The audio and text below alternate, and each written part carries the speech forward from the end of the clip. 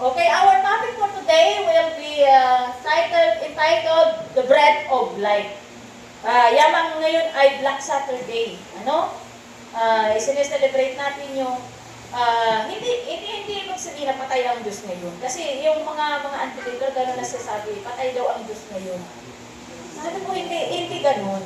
Hindi gano'n. Minsan lang siya namatay, hindi lagi-lagi taon-taon. Taon-taon lagi-lagi mamatay ang Diyos. Hindi gano'n. Isang beses lang siya namatay. Isang beses lang. So, ang ginagawa natin ngayon is pag-aalaala sa kanyang mga hirap at sakripisyo at magse-celebrate na rin dahil sa tagumpay na kanyang naginawa para sa atin. Amen? So, sabi dito, ano ang inyong pagkakaunawa sa salitang the bread of life? So, Jesus Christ is the bread of life. Kung wala ang tinapay na ito, tayong lahat ay mamamatay sa gutom. So, mamamatay tayong lahat sa gutom. Kung wala bang pagkain, di ba? Mamamatay tayo sa gutom. Flesh, di ba? Flesh natin, mamamatay sa gutom. Kasi wala tayong pagkain. Kailangan natin ng kanin, ng ulam, ng tinapay, ng kung ano-ano dyan, na makakapagpalakas sa ating flesh. Ito naman sinasabi na bread of life, ito naman na tinapay ng buhay na sa pamamagitan ni Jesus Christ, ito yung pagkain ng ating mga kaluluwa para hindi tayo mapunta sa impyerno. Okay? So, kailangan natin mabuhay spiritually. So, kailangan natin kumain ng bread of life.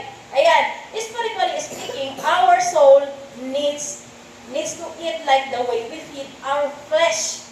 Pero minsan, kain tayo ng kain. Nakailang kain na tayo, pero yung ating flesh, last year pa pala nakakain. Hindi kaya payat na yung ating espiritu. Diba? Last year pa pala tayo huling nakarinig ng salita ng Diyos. Or last year pa pala tayo huling nagbasa ng Bible. Last year pa pala tayo huling nagnilay-nilay. Kasi yung pagninilay-nilay, pag-a-absorb yun ng iyong kinain. Nagigets niyo ko? Hindi yung nagbasa ka lang, ibig sabihin kumain ka lang, tapos hindi mo dinigest. Di ba minsan may ganun? Nagbabasa lang tayo ng Bible, pero mamaya nalimutan na natin. Kasi kumain ka lang, pero hindi na-digest. Ano mangyayari pag hindi na-digest? Yung pagkain ng kinain mo. Nasakit mo dyan, may patso ka. So, kailangan kapag nagbasa tayo ng salita ng Diyos, pag nilayan natin yun, nguyain. So, para mabilis siya ma-digest. Ano? O, ganun po kapag kumakain tayo ng salita ng Diyos. So, sabi nito, noong hindi pa nagkakasala sa Diyos ang tao, namumuhay ang tao kasama ng Diyos sa mismong presensya ng Diyos. Perfecto ang pagkakalikha ng Diyos sa tao. Perfecto yung pagkakalikha niya. Walang bulag, walang pilay, walang bakla, walang tumboy. Perfecto yan. Walang pilay, walang lumpo, walang kapintasan. As in perfect. Walang ingitera, walang, ma-pride, wala nun. Kasi mga sakit yun eh. Walang bakla, walang tumboy, walang ganun. Perfecto talaga yung pagkakalikha sa atin ng Panginoon. Perfecto. Kaso, ang nangyari ay dumating si Satanas na manunukso. Okay? Dumating si Satanas na manunukso kay Eva at Adan, ang nangyari ay tinukso sila at natukso nga ang dalawa. So, bakit nga ba, ayan, sabi dito sa John 10:10, the thief comes only to steal and kill and destroy. I have come that they may have life and have it to the full.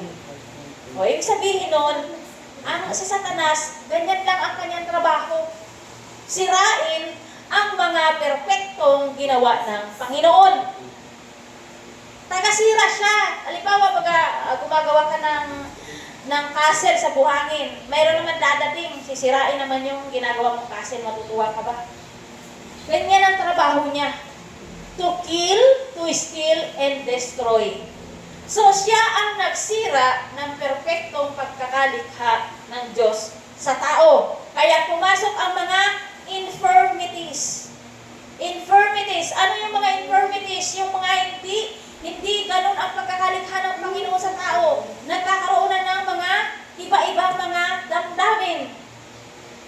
nasisira na yung perfectong likha ng Diyos. Meron na nakakaramdam ng babae siya, pero lalaki siya. Ano mo yung ganun? Meron na nakakaramdam na parati na lang siyang aping-api. Alam mo, emotionally, aping-api. Na which is hindi naman dapat niya yung nararamdaman. So, yun ang tawag doon, nung bumagsak ang tao sa kasalanan, pumasok ang kamatayan. Pumasok ang matinding mga kahirapan. Dahil ang tao ay pinalayas ng Panginoon at isinumpa ng Panginoon kasama ng ahas. So ang nangyari, pumasok na yung mga sakit. Sakit, karamdaman, pagkapilay, pagkabulag sa katotohanan, mga infirmities yan. Yung perfectong pagkakalikha ng Diyos ay nasira. Unti-unting nasira. Kaya minsan nagtataka tayo, bakit parati tayong may sakit? Kasama yan doon. Kasama yan sa mga sintomas ng pagkasira ng perfectong nilikha ng Diyos. So, ang nangyari, dahil doon lahat ng tao ay nakapila na sa impyerno. Dahil tayo ay mga genes ni Eva at Adan. Diba? Tayo ay mga genes ni Eva at Adan. Kung ang mangga ay mangga pa rin ang bunga niyan. Hindi yan magbubunga ng santol. Tayo ay mga bunga nila Eva at Adan, kaya kasali tayo sa genes nila na nagkasala. So, kasali tayo doon sa mga nakapila na sa impyerno. Nakapila na lahat ng mga tao sa impyerno. Wala ni isa man ang makakapasok sa langit. Walang nakaabot sa standard ng Diyos. Kahit gaano ka pakabuti buong buhay mo, hindi ka pa rin pwede sa langit. Kasi may bahid ka pa rin ng kasalanan. Kaya kahit anong gawin mo, nasasabihin mo, hindi naman ako masamang tao, hindi naman ako walang pwedeng makapasok sa langit. Walang pwedeng maghambog. Wala ni isa.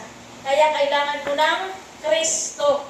Kailangan mo ng Kristo. Sabi dito, ngunit dahil sa pag-ibig at habag ng Diyos sa tao, hindi niya natiis ang tao na tuluyang mawalay sa Kanya. Ninais ng Diyos na tayo'y bumalik sa Kanya. Di ba pinalaya si Eva at Adan kasama yung kanyang mga anak?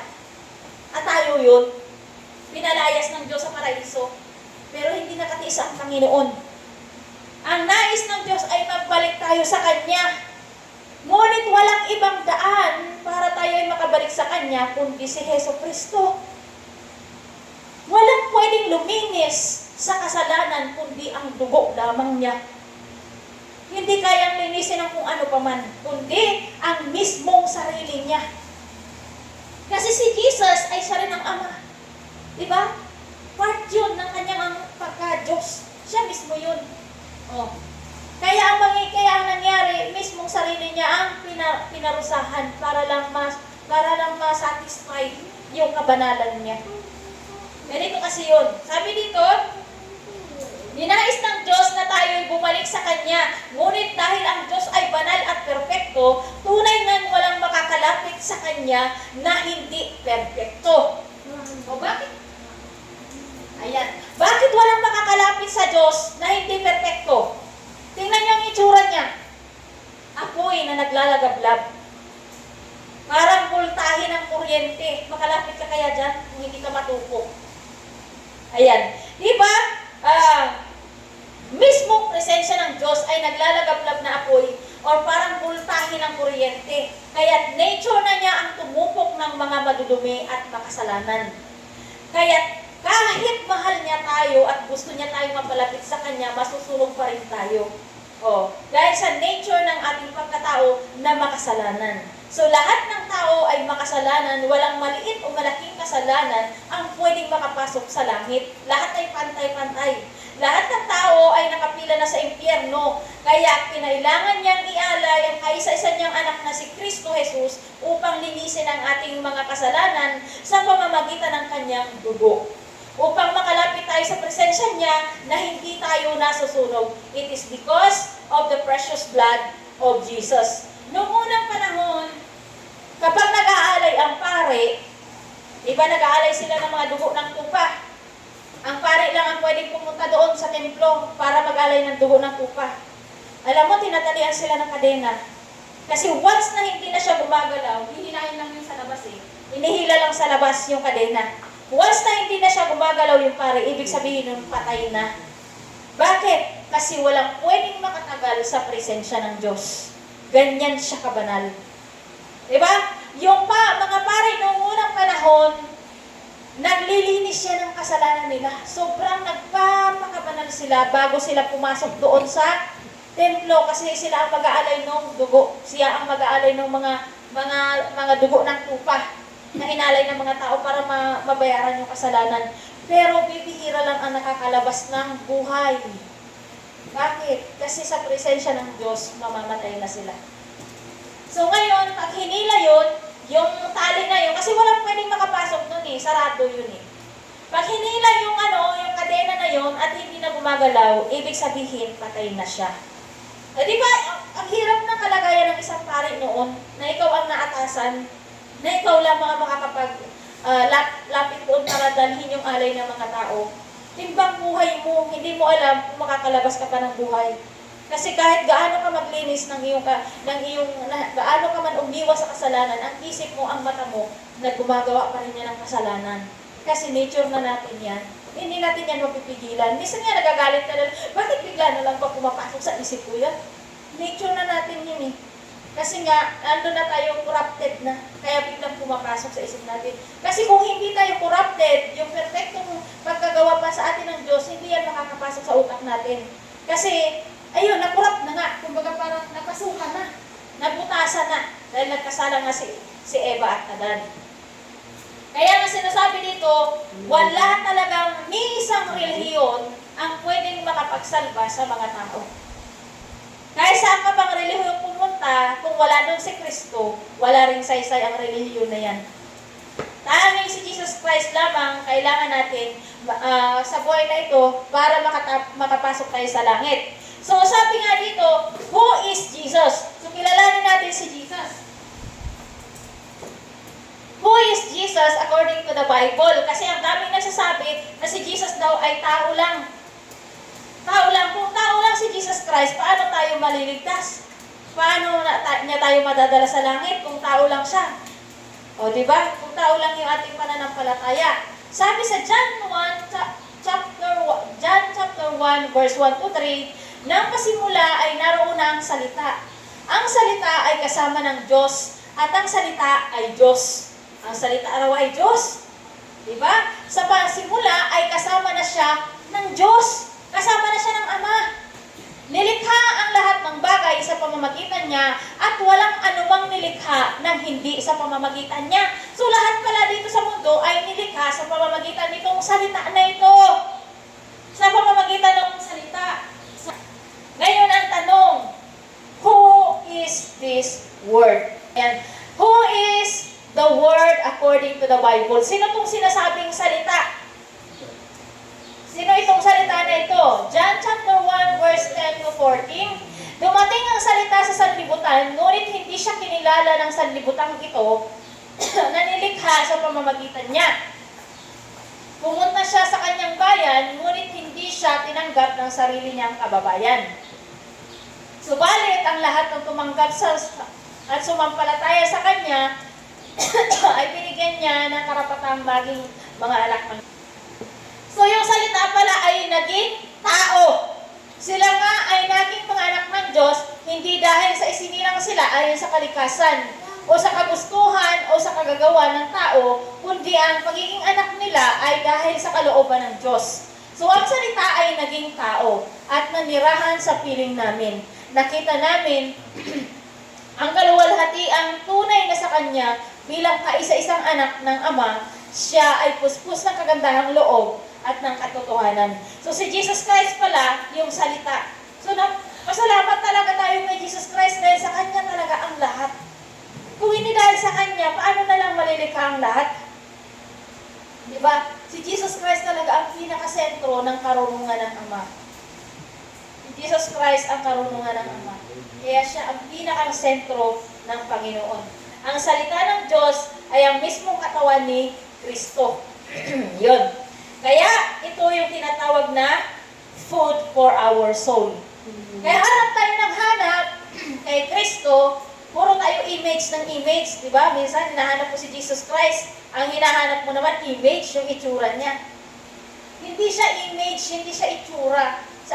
Ang katawan ni Kristo ay salita.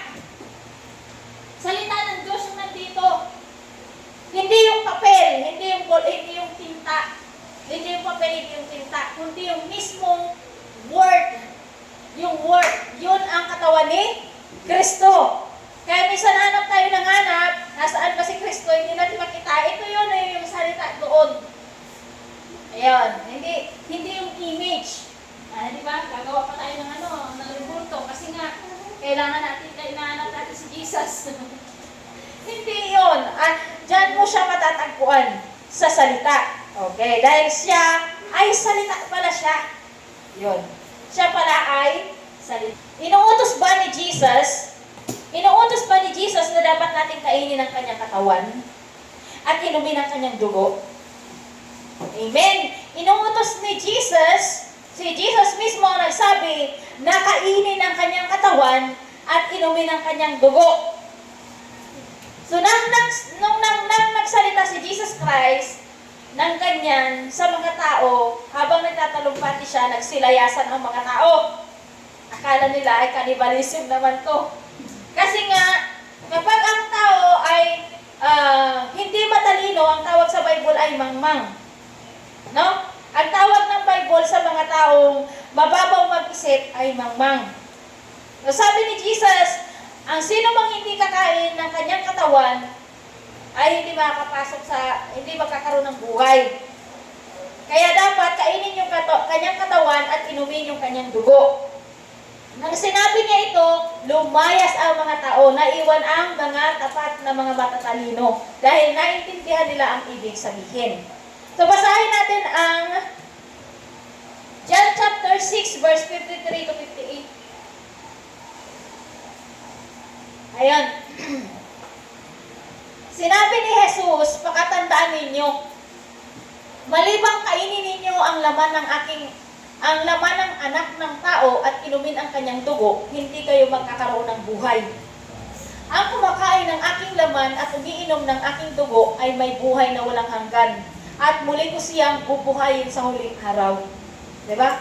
Sapagkat ang aking laman ay tunay na pagkain, at ang aking dugo ay tunay na inumin. Ang kumakain ng aking laman at umiinom ng aking dugo ay nananatili sa akin, at ako naman sa kanya. Buhay ang Ama na nagsugo sa akin, at ako'y nabubuhay dahil sa kanya. Gayon din naman, ang sino mang kumain sa akin ay mabubuhay dahil sa akin. Ito ang tinapay na bumaba mula sa langit. Hindi ito katulad ng kinain ng inyong mga ninuno sa ilang, namatay sila kahit na kumain sila niyon. Ang kumakain ng tinapay na ito ay mabubuhay magpakailanman. Amen. Hallelujah. Nung sinabi niya ito sa mga tao, lumaya sila. Dahil ang pagkakaunawa nila, ay, cannibalism naman yung turo nito. Kakainin daw namin siya. Sabi nga nung isa, paano ka namin kakainin? Paano namin iinumin ka? Diba? Diba? Bakit ganun magsalita ang Panginoon, patalinhaga? Kasi doon mapipili kung sino talaga yung may bukas na puso. Kasi kung ang puso mo ay humble, mauunawaan mo ang ibig niya sabihin. Masusumpungan mo ang Panginoon. Ang may mababang puso ay makakasumpunga ng katotohanan. So nakita mo, nagsialisan sila kasi sila ay mga ma-pride. Kasi kung hindi sila mga ma-pride, mauunawaan nila ang ibig sabihin ng Panginoon ay spiritual na pagkain. Di ba nagulat sila? Kahit nandun na nga sa Bible na si Jesus Christ ay manggagaling sa lahi ni David, pero hindi pa rin nila kinilala. Kasi nga ma-pride sila. Di ba? Mga Israelita. Kaya nga pinabayaan sila ng Panginoon hanggang ngayon. Kasi hindi sila naniniwala kay Jesus. Pero unti-unti na ngayon silang naniniwala kasi malapit nang bumalik ang Panginoong Jesus. Ang mga Israel hindi naniniwala kay Jesus Christ. Yan. Marami ang hindi nakaunawa sa salitang ito ni Jesus, kaya nagsialisan sila. Ang mga tao iniisip nila na nasisiraan ng ulo si Jesus kasi ang pangunawa nila sa salita ni Kristo ay nagtatapos lamang sa laman. Diba, makikita mo yung taong matalino, pag mag-isip yan, ang mga perspective niyan is eternal. Kapag ka mang lamang yan, ang perspective niyan hanggang dito lang sa mundo. Alam mo yung tuwang-tuwa siya dahil successful siya, marami siyang pera, marami siyang kotse, pero hanggang doon lang yun sa mundo. Yung soul niya is empty. How about your eternity? Yan. Kapag ang tao ay matalino, ang perspective niya hindi nagtatapos sa mundo. Laging nagtatapos sa walang hanggan. Yun ang tunay na success. Kasi walang hanggan. Hindi tulad ng success na susunugin lang hanggang dito lang sa mundo. Iiwan mo lang kapag namatay ka na. Maganda yung success na dala-dala mo hanggang dun sa kabilang buhay. Yun ay ang karunungan na nagmumula sa Panginoon. Okay? Pag tayo ay namatay, pag humarap tayo sa Panginoon, walang ibang matitira kundi ang ating karakter. Yun lamang ang ating maisasama. Hindi natin maisasama ang ating mga naipundar, hindi natin yan maisasama. Hindi natin maisasama yung ating mga titulo na yan, walang silbi yan. Hindi natin yan maisasama doon. Tanging ang maisasama lang natin doon sa kabilang buhay ay yung ating karakter. Kung paano tayo namuhay sa mundong ito at kung paano tayo gumalang sa Panginoon. Yun lamang ang tanging matitira. Amen. Yung mga Israelita noon, kumain sila ng tinapay na mula sa langit.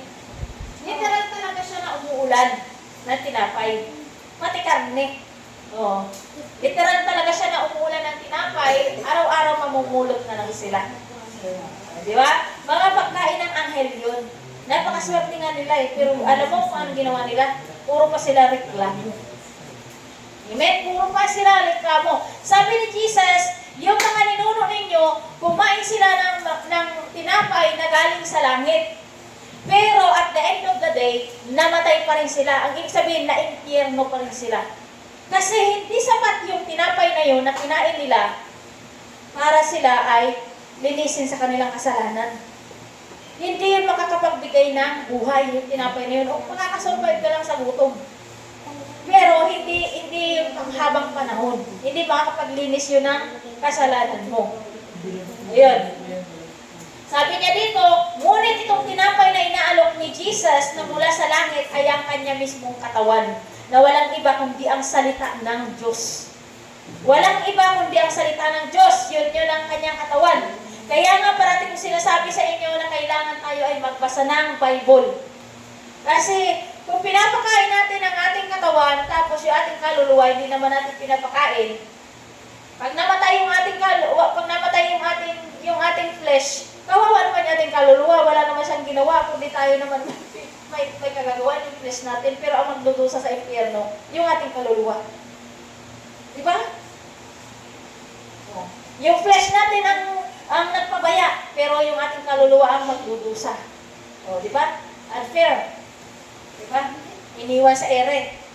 Ano na muna yung katawan pinayubay? Di ba? Paano mo makakain ang tinapay kung hindi mo pagpipira-pirasuhin? Kaya sabi niya, pinagpira-piraso. Pinagpira-piraso yung katawan ni Kristo. Gaano nga ba ito pinagpira-piraso? Yung katawan ni Kristo. Ano? O tingnan natin kung gaano pinagpira-piraso ang katawan ni Kristo. How intense was Jesus suffered on the cross? Sabi rito, Jesus' suffering was arguably the most intense torture imaginable, combining severe physical brutalization, surging, crowning with thorns and crucifixion, with deep emotional abandonment and spiritual agony. He experienced massive blood loss, torn flesh, and slow suffocation over 6 hours. 6 hours siyang nagdudusa with intense pain designed to be the worst imaginable. Biruin mo yun, yung happy. Alam mo ba yung corona na yun na hindi magkasya, sobrang haba ng mga tinik mo, hindi magkasya sa ulo niya. Alam mo ginawa nila, sinusong nila ng gano'n sa ulo niya. So nagkaturusok yung ulo niya, nagkaturusok ang isip niya. Di ba ang sakit-sakit nun? Yung natutusok yung mga ano mo, tumaragos doon. So, grabe yung intense na sakit niya, may migraine siguro, sobrang sakit. Sakit nga lang ng ngipin, di ba? Sabi dito, Jesus was beaten with a plague with whip with metal bone fragments that tore skin and muscle, likely causing hypoglycemic shock. Tingnan natin kung ano ba itong mga ginamit sa kanya para mahirapan siya ng todo. Ito yung ginamit sa likod niya. Kada hampas niya sa likod niya, tumatagos itong mga pako sa likod niya.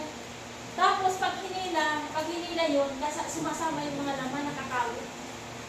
Ano? Kaya yung likod niya na yan, karne-karne talaga yan.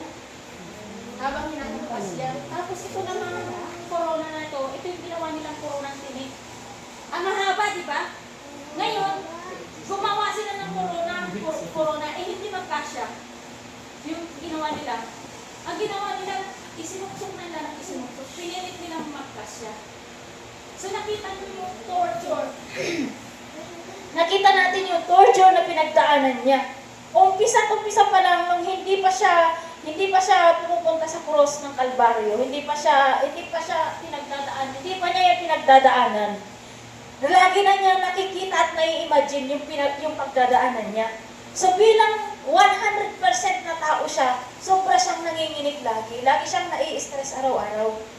Kasi palapit na ng palapit. Di ba kung ikaw halimbawa mamamatay ka, halimbawa biglaan, hindi ka na masyadong mai-stress, baka ano pa kayo, nag-party pa kayo. Ano? Kasi hindi unexpected eh. Pero iba kasi kapag kayo ini-expect mo na. Sobra yung suffering na pagdadaanan mo. Ang tagal-tagal pa, ilang taon pa lang siya, naiintindihan na niya na yun ang pagdadaanan niya. So mula nung naiintindihan niya na yun ang pagdadaanan niya, nag-start na yung suffering sa emotion. Yung suffering sa isip niya, nadadaan ako sa ganito, matinding pagpipiga. Na talagang, kung ikaw nga, ako nga, ngipin nga lang ang bubunutin, ilang araw ko. Para na kung iniisip-isip ko pa nga lang, may anesthesia kayo. Hirap, ilalo na siya ang tindi ng kanyang pagdadaanan. Kaya mula nung nalaman niya, naintindihan na kasi bilang tao, bata pa siya noon, di ba? So maintindihan na niya, nag-start na yung suffering niya. Hindi lang nag-start yung suffering niya sa cross, hindi. Nag-start na yung suffering niya nung time na maintindihan na niya at maunawaan na niya at malinaw na sa kanya ang lahat na siya nga ang Lamb of God, siya ang Kristo at yan ang pagdadaanan niya. So nag-start na doon yung suffering niya na baka hindi na siya nakakatulog yung gabi, hindi na siya masyadong kasi nga, ikaw bilang tao, yan ang pagdadaanan mo. Ang hirap noon. Sinabi niya, Panginoon, patawarin mo sila dahil hindi nila alam ang kanilang ginagawa. Kaya mo bang sabihin yun sa taong nang dirota sa'yo? Diba? Sa taong parati kang chinichismis, sa taong parati na lang napupuna ang mga mali mo, kaya mo bang sabihin yun sa Panginoon? Kaya mo bang magmahal ng katulad ng ginawa niya? Diba? Kaya ba natin gawin yung ginawa niya? Na tayo hindi tayo karapat-dapat. Diba? Tingnan mo yung mga nagtusok sa kanya doon. Tinusok pa siya ng ganyan dito sa pagiliran, no? Buhos talaga lahat ng mga dugo niya at saka tubig. May tubig na sumama. Alam mo bakit? Dala ng matinding stress. Pati tubig sumama. Yun, pag i-research mo yun, yung sobrang intense ng kanyang pinagdaanan ng mga na-stress, nervyos, yun, nagsama-sama, kaya pati tubig sumama sa dugo. Alam mo ba pagkatusok ng tao doon, pagkasibat, kasi nangingi siya ng tubig eh. Alam mo ba, sinibat pa siya? Alam mo yung hulog, buhos ng tubig niya, yung natamaan yung nagsibat sa kanya, bulag yun eh. Nakakita ka mo siya. Alam mo kung ano ang pinapahiwatig nung ganung bagay? Yung sinaktan ka na, pero pinagpala mo pa yung ganun sa'yo. Kasi nakakita siya eh. Bulag siya, namulat sa bulag yun, pero nakakita. Nung natamaan ng dugo niya. So, ang ibig sabihin nun, na pinapahiwatig dito, i-bless mo pa rin yung tao na nagpo-force sa'yo. Diba, ang hirap, no? Hindi. Yung nakapako yun sa krus eh. Yun ang pinapahiwatig dito na kahit ano pa man ang ginawa ko sa'yo, ang ibabalik mo pa rin is pagpapala. Nakikita niyo yung mga missionary na sinasampal, alam mo kung sinasagot nila, may God bless you. Nagpipreach sila sa kalsada, pero ang ginagawa ng mga tao sa kanila, hinahambalo sila, sinasampal, pinapahiya, minumura. Alam mo, isasagot nila, may God bless you. Bakit? Kasi yun ang nagpapatunay na follower ka ni Kristo. Kaya mo rin mamatay para sa iba. Kaya mo rin magbusa para sa iba. Huwag nating baliwalain ang hirap na dinanas niya, patunayan lang sa ating kung gaano niya tayo kamahal. Kasi kung hindi niya yan ginawa, lahat tayo impyerno. Ano? Imaginin mo yung daliri mo nga lang pag nagpiprito ka, natalsi ka ng mantika, para ka nang mamamatay sa sakit. How much more na buong buhay mo, buong katawan mo ihahagis doon sa naglalagablab na asupre at puy na hindi namamatay. So makikita natin dito kung gaano kahalaga, kung bakit tiniis niya yung ganyang ka-intense na sakit. Kahit tutusin, sabi niya, parang ayoko na. Parang pwede naman siyang umurong eh. Sasabihin niya sa ama na wag na lang. Diba? Kasi parang hindi ko kaya. Alam mo kung sino rin ang example dito na sobrang nakita ko kung gaano siya sumunod sa kalooban ng Panginoon? Si Maria. Kasi si Maria bilang ina, kahit pa sabihin na, usapan na natin yun na siya ang lamugad, kahit na pa, iniluwal ko yan eh. Inalagaan ko yan, inaruga ko yan. Hindi ko yan pinadapuan ng langaw ng lamok. Tapos pagdating ng panahon, gaganyanin nyo lang. Kitang-kita niya pa. Hinahambalos, nanginginig ang mga paa, hindi na makalakad, pero buhat-buhat pa rin yung ulos. Diba? Nakita ko dito kung gaano yung pagpapakumbaba ni Maria, sobrang hirap nun para sa kanya bilang isang ina. Na makita mo, kulang na lang siguro agawin mo yun sa anak mo. Kasi ikaw na, di ba, ikaw na lang matipis mo. Wag lang yung anak mo, di ba? Kaya isa sa mga nakita ko na example kung gaano sumunod sa Panginoon si Maria talaga. Kasi ang hirap yung pinagdaanan niya, matindi. Matindi yung emotional torture. Yung dinudukot pa unti yung puso mo sa sakit. Diba? Minsan tayo mga ina, kahit tayo na lang, diba? Huwag lang yung ating mga anak, tapos makikita mo pa na gano'n. Si Jesus Christ that time, hindi na nga makatiis si Simon, kinuha na niya yung krus para tulungan. Kasi nangingirinig na siya, yung tuhod niya, nangingirinig na niya, hindi na niya kayang igapang pa. Sobrang haba ng krus, sobrang bigat ng krus na yun. Na-symbolize yun ang kasalanan natin. Sobrang bigat nun.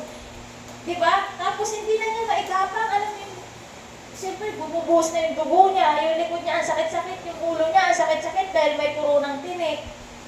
Kaya hindi na siya halos makalakad, nanginginig na yung mga tuhod niya doon. Tapos naman si Simon, talagang hindi na rin nakatiis, kinuha din yung krus, tinulungan siya para dalhin yung krus. Alam mo, saglit lang, pagod na rin siya. Wala naman siyang tama. Lalo na si Jesus, ang dami na niyang tama. Tapos pagdating pa doon sa krus, alam mong ginawa nila, dahil hindi kasya yung butas, hinila nila yung magkabila, dahil hindi umaabot yung kamay niya sa kabila, hinila nila, kaya nabiyak-iyak. Grabe yung intense na pinagdaanan niya. Alam niya yun na pagdadaanan niya, pero mas matindi yung pagmamahal niya sa atin dahil ayaw niya na tayo makita na lumalangoy sa impyerno. Kaya huwag natin yung sayangin. Huwag natin yung sayangin yung ginawa niyang hirap na krus ng Kalbaryo. Mas madali na lang magmahal nung hindi ka mahal-mahal. Huwag lang siya masaktan. Diba? Good? Kahit grabe na ang nitong tao na to, alang-alang sa'yo.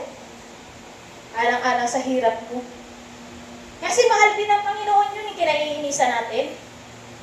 Yung mga taong mga nang balasuba sa atin, mahal din niya yun. So, anong gagawin natin? Pag sinabunutan natin yun, siyempre siya ang masasaktan. Mahal niya yun eh. Anak na rin yun. Kahit ganun ang ugali. Kaya yan ang itinuturo sa atin ng Panginoon na mahalin natin ang isa't isa. Love your neighbor as yourself. If you love me, love your neighbor as yourself. Di ba bilang magulang, kaya mo bang makita yung mga anak mo na nagpapatayan? Di ba hindi? Kahit sino pa ang may mali dyan, ayaw mo na silang lahat ay nasasaktan, nagkakasakitan. Ganon din ang Panginoon. Kaya kung galit na galit tayo sa ating kapwa, may hinanakit tayo, may anuman tayo, isipin natin na tayo ay yung kinagagalitan natin, mahal din yun ng Panginoon. Kung mahal mo ang Panginoon, mamahalin mo rin ang lahat ng mga mahal niya kahit hindi ka mahal-mahal. Alang-alang sa Kanya, sa paghihirap niya. Diba? Ang hirap sumunod sa Panginoon. Diba? It requires death. It requires death also. Papatayin mo rin yung sarili mong emosyon para lang makasunod ka sa kalooban niya. So, maasa ang Panginoon na pipiliin natin siya. Tulad na lang yung nagagalit ka sa isang tao, mas maasa ang Diyos na pipiliin mo pa rin ang magpakumbaba. Pipiliin mo pa rin ang magpasensya. Pipiliin mo pa rin ang magpahinuhod. Kapag ginawa mo yun, ibig sabihin pinipili mo siya. So, nagigets nyo? Kaysa patulan yung ating tindi ng emosyon para manabunot, manampal, o magalit. Diba? Ganon? Hindi.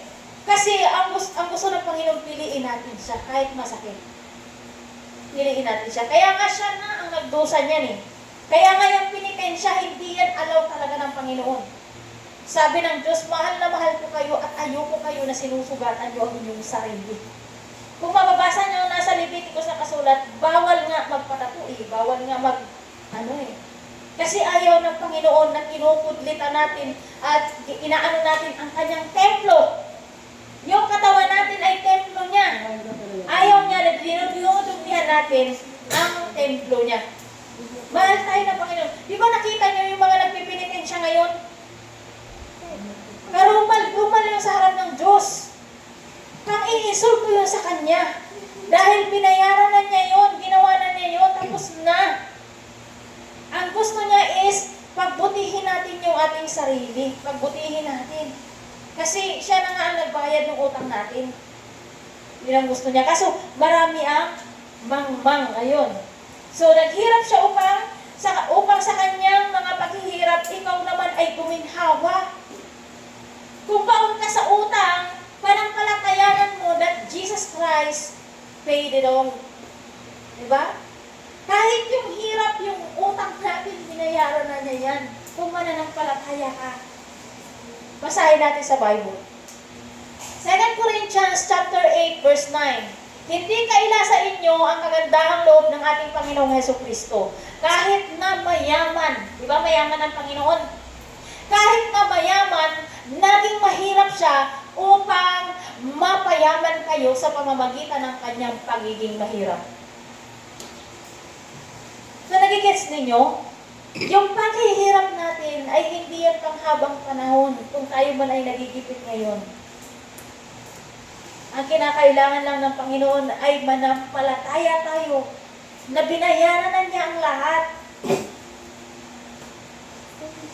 Nagpakahirap siya upang sa ating paghihirap tayo naman ay, upang sa kanyang paghihirap tayo naman ay guminhawa. Amen? Amen. So, kinatay ang kanyang katawan, ang kanyang laman. Nagkadurog-durog, nagkalasog-lasog upang sa pamamagitan ng kanyang mga sugat, ikaw naman ay gumaling sa mga sakit. Naniniwala ba kayo doon at nananampalataya kayo na dahil sa mga sugat ni Kristo ay tayo gumaling sa ating mga sakit? Yes. Kung hindi natin yung pananampalataya, kung hindi natin i-claim, paano natin yung mararanasan? Kaya nga walang ibang hiling ang Panginoon, manampalataya kayo sa akin. Dahil kasi sa pananampalataya nyo, yung imposibleng mangyari ay mangyayari in possible. Yung impossible magiging possible. So naniniwala kayo na sa pamamagitan ng mga sugat niya ay gumaling tayo sa ating mga sakit at karamdaman? Ako naniniwala to. 1 Peter chapter 2 verse 24. verse 24. Sa kanyang pagkamatay sa krus, pinasan niya ang bigat ng ating mga kasalanan upang tayo'y mamatay sa kasalanan at mamuhay ayon sa kalooban ng Diyos. Kayo'y pinagaling sa pamamagitan ng kanyang mga sugat. Amen? So kung hindi natin ito i-claim, madaya yan si Satanas. Hindi niya yan ibibigay. Kaya di ba dapat tayo, alam natin yung ating identity. Nasabihin mo, pag may nararamdaman ka sa katawan mo, lumayas ka dyan, Satanas, bayad na yan.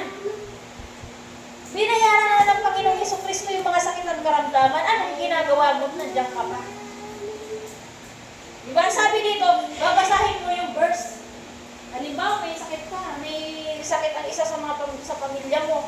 Babasahin mo yung verse.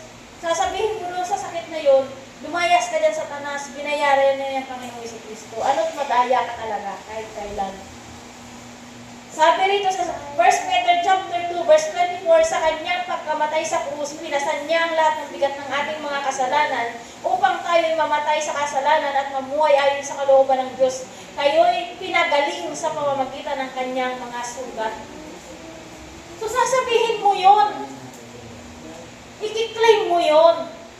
Kasi kung hindi mo yun i-claim, ayun, lalala lang yung sakit mo. Kasi hindi mo claim.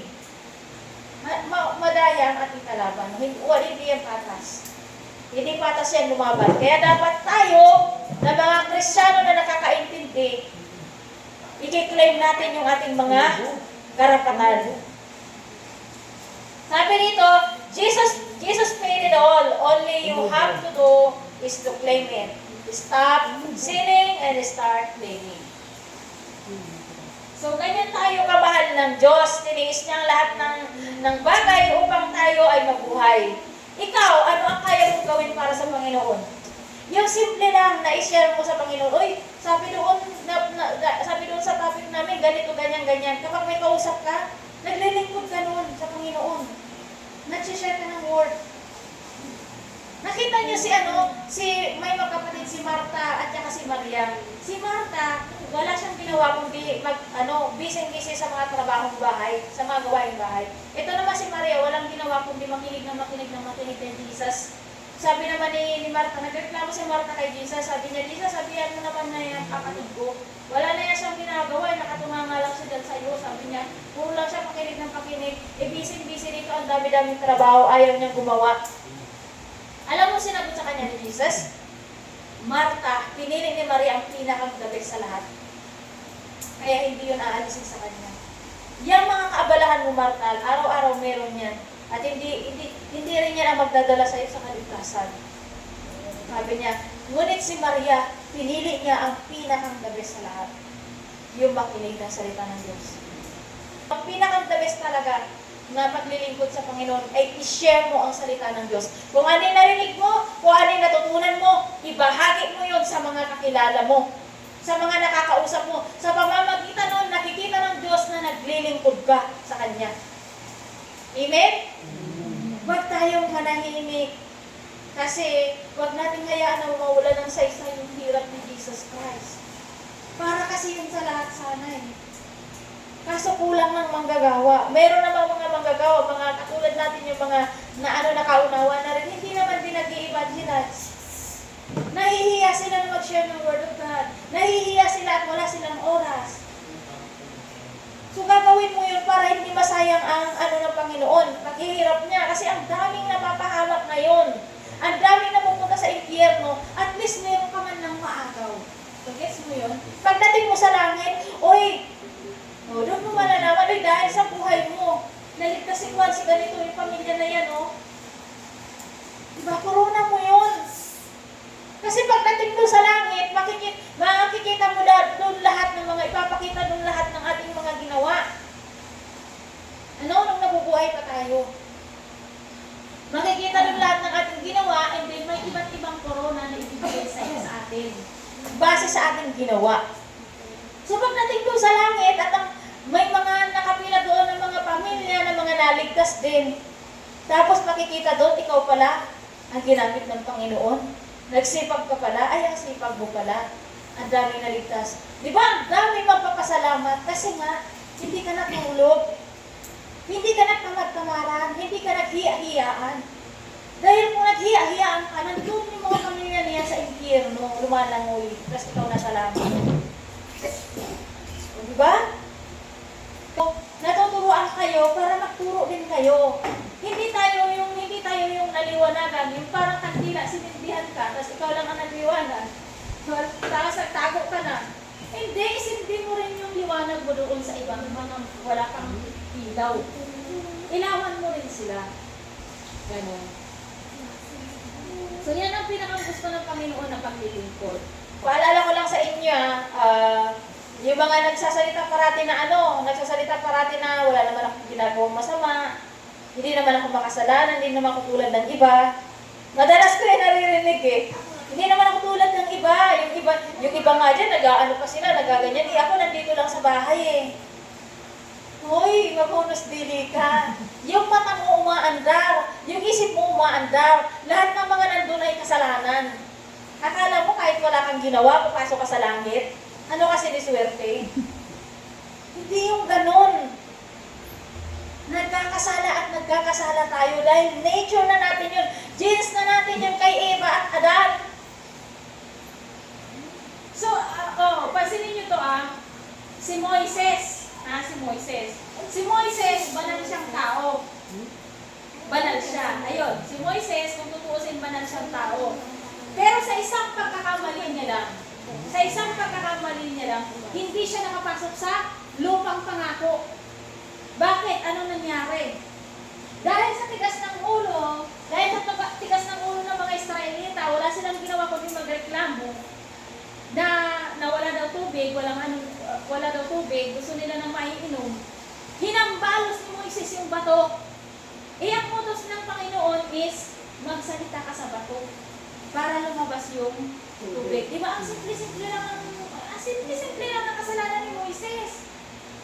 Di ba normal na sa tao na pagka naiinis ka na, balusin mo talaga yung normal na sa tao. Di ba nakita natin kung gaano tayo ka makasalanan? Normal lang yung ginagawa natin, parang wala lang sa atin. Pero sa Panginoon, it's a big thing. Alam mo nang dahil dun sa inambalos na yung bato, hindi siya nakapasok sa lumang pangako, sa lupang pangako. Hindi siya doon nakapasok. Tapos ang nangyari, namatay si Moises. Nung namatay si Moises, alam mo bang ginawa ni Satanas? Kalinayin niya yung bangkay. Kukunin niya yung bangkay, kiniklaim niya. Buti na lang talaga, dali-dali naman si Arkanghel Michael. Yung pinaka-pinuno na mga anghel sa digmaan. Naglaban silang dalawa ni Satanas. Talagang hindi siya pumayag na makuha ni Satanas yung bangkay ni Moises. Alam mo ano reason ni Satanas kung bakit kinukuha niya yung bangkay ni Moises? Ang reason niya is dahil si Moises ay nagkasala sa Panginoon. So nagigets niyo yun? Naniniwala ba kayo na kapag hindi tayo sumusunod sa Panginoon, kapag tayo ay namatay, susunduin tayo sa Satanas? Si Moises nga yun lang ang kasalanan niya. Inambalos niya yung bako. Pero nagkaroon siya ng karapatan na i-claim niya yung bangkay. Mabilis pa siya sa alas 4. Talagang hindi siya mapapalikoy-likoy talaga. I-claim niya talaga kaagad yung bangkay ni Moises. Talagang nilabanan siya ng anghel. Tapos kinuha ng Panginoon yung bangkay ni Moises, siya na mismo ang naglibing sa lihim. Yung hindi niya madadaanin, yung hindi makikita ni Satanas kung saan niya nilibing. Anak ko na yung di ba, sabi niya, tapos, baka hindi nga namatay siya, matanda na siya. Namatay siya nung malapit na sila makapasok sa lupang pangako, hindi na siya nakapasok. Sabi ng Panginoon kay Joshua, mamamatay na ang alagad doon si Moses. sabi niya. Kaya hindi na siya nakapasok sa lupang pangako. Yun nga, nung namatay siya, cleaning naman ni Satanas yung bangkay niya. Kaya yun na naglaban sila ni Archangel Michael. Ayun, naglaban silang dalawa, hindi niya binigay. Ang reason ni Satanas, kasi nga daw, nagkasala nga daw si Moises.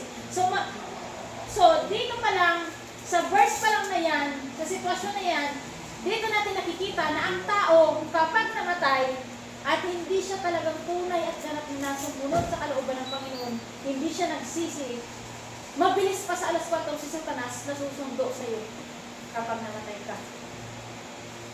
Amen? Amen. Kaya wag tayong wag tayong patulog-tulog. Wag tayong seryosohin natin ang pagsunod sa kalooban ng Panginoon. Nakakatakot sunduin sa Satanas. Ano kaya itura nun? Nakakatakot, di ba? So kung ayaw natin sundin tayo ni Satanas, mamuhay tayo ng ayon sa pag-ibig ng Diyos. Ngayon tatanungin ko kayo, anong hirap ba ang handa natin tiisin alang-alang sa Panginoon? Ayan. Anong hirap ba ang kaya natin tiisin alang-alang sa Panginoon? Anong hirap ang kaya natin tiisin? Sa'yo,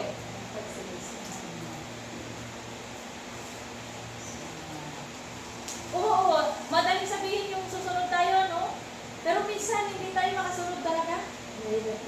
Mananalangin na nga lang, hindi pa tayo makapagpanalangin. So, alam mo, hindi yun nakabase dapat sa sitwasyon, nakabase yun sa ating tayo, sa ating paninindigan. Whatever it takes, ako sa oras ito ay mananalangin.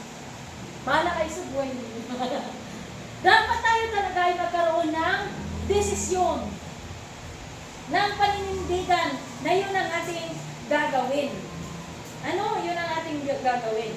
Kasi, katulad niyan, sabi dito, many people deny Jesus Christ because they don't wanna die for themselves. Following Jesus requires your whole being. People wants the heaven but deny holiness. People wants the blessing but rejects the blesser. Totoo yan. Ang tao gusto sa langit, pero ayaw nilang magpakabanal. Ang tao gusto sumunod kay Jesus Christ, pero ayaw nilang patayin yung sarili nilang well-being.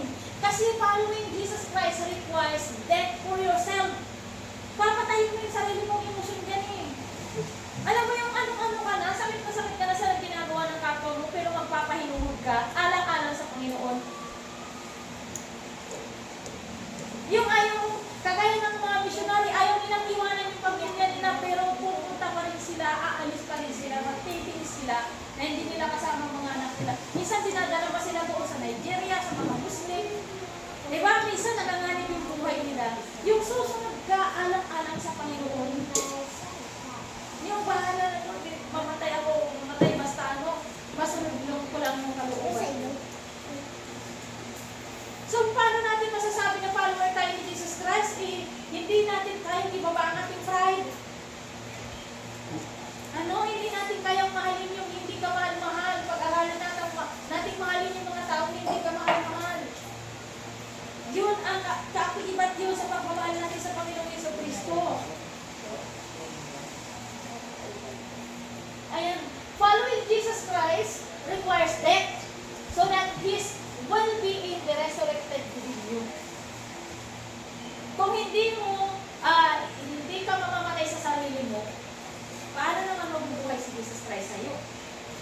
Kailangan munang mamatay ang sarili mo para mabuhay siya sa iyo. Para mabuhay siya doon sa loob natin. Kailangan natin ibaba yung sarili natin, patayin yung ating sarili na kagustuhan. Halimbawa may mga kagustuhan tayo na gusto natin, yun ang gusto natin gawin. Kailangan natin yung patayin. Para yung kagustuhan ng Panginoon ang mismo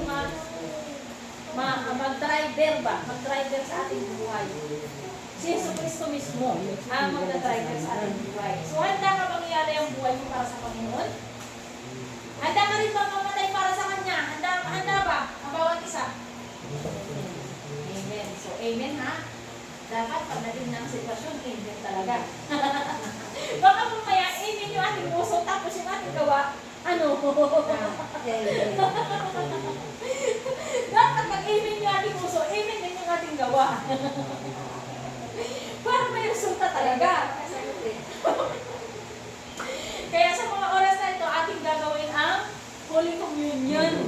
Gagawin natin bilang pag-alaala sa Panginoon yung kanyang hirap na pinagdaanan at saka yung katagumpayan na kanyang ginawa para sa atin. So, isi-celebrate natin yun and mag-ano tayo ng communion. So, ang communion ay isang sagradong bagay. Ito'y dapat gawin ng may tamang puso at pagkaunawa sapagkat ito'y may kakibat na biyaya o sumpa. So, minsan ba may pare na nagsabi sa inyo na pag nag-take kayo ng communion, pwede yung maaaring sumpa ang inyong anin? Wala, di ba? Walang ganun nagpaalala sa akin. Kaya sabi ko, kaya pala ganun. Mayat-maya, tuwing may communion, nagkukumunyon ako, nang hindi ko naiintindihan ang ibig sabihin. So, may sumpa pala nakakibat yun.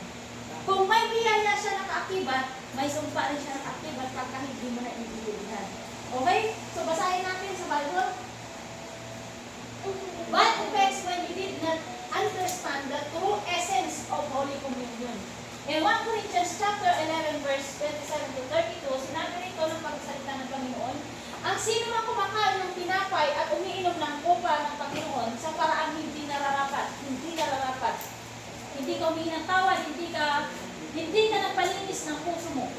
Hindi nararapat, ay nagkakasala sa katawan at dugo ng Panginoon.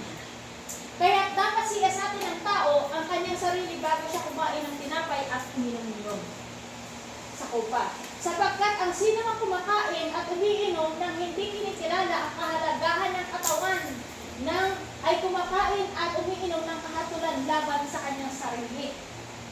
Iyan ang dahilan kung bakit mahihina at masasakitin ang marami sa inyo at may ilan ngang namatay na. Kung sisiyasatin natin ang ating sarili, hindi tayo hahatulan ng Panginoon. Ngunit hinahatulan tayo ng Panginoon dahil itinutuwid niya tayo upang hindi tayo maparusahan kasama ng sanlibutan. So, nagigets po ba ng bawat isa na dapat, bago tayo magkumunyon, meron tayong tamang puso. Meron tayong tamang pagkaunawa sa katawan ni Kristo at sa kanyang dugo.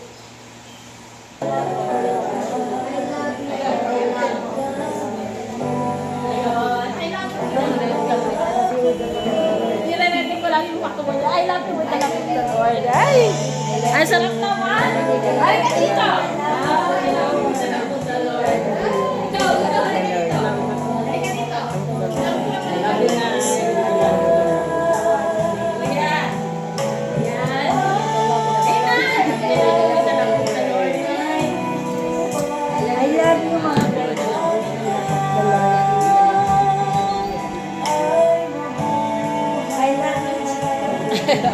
Malay. I love you with the love of the Lord that I love you. Punta kayo doon. I love you with the love of the Lord.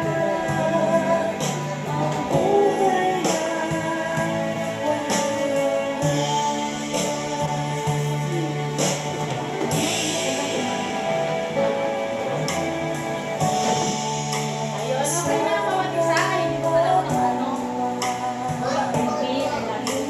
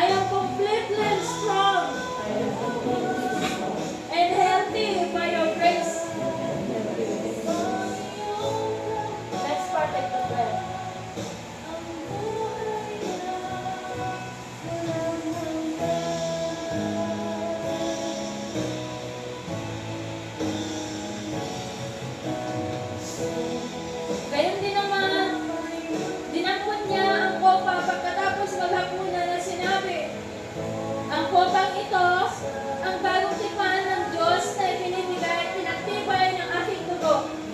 Ang aking dugo ay mabubuhos alang-alang sa inyo. Itaas natin ang koma. At buong pusong manampalataya na ang iyong mga kasalanan ay pinatawad na ng Panginoon. Let's pray for God.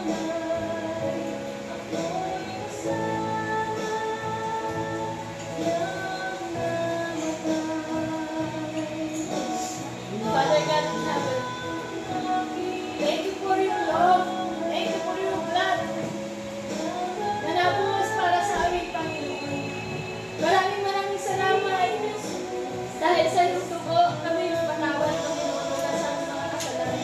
Salamat po sa iyong katawan, Panginoon, God, na nabay-rubay alang-alang sa aming Panginoon. Salamat po, Panginoon, God, sa biyaya at grasya at pagpapalang hatid ng iyong resurrection sa aming buhay, Panginoon. Lord, tiniglan namin, Panginoon, God, ang lahat ng mga ipinagkaloob mo sa amin.